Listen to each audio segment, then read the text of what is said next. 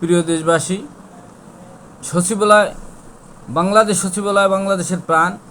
সেই সচিবালয় নিয়ে কারা দাবি দেওয়ার নামে আন্দোলন সংগ্রাম করে দেশকে অচল করার পায়তারা করছে, গোয়েন্দা সংস্থার রিপোর্ট ও ভিডিও চিত্র পর্যবেক্ষণ করে এই মুহূর্তে আইনগত পদক্ষেপ গ্রহণ জরুরি বলে আমি মনে করছি।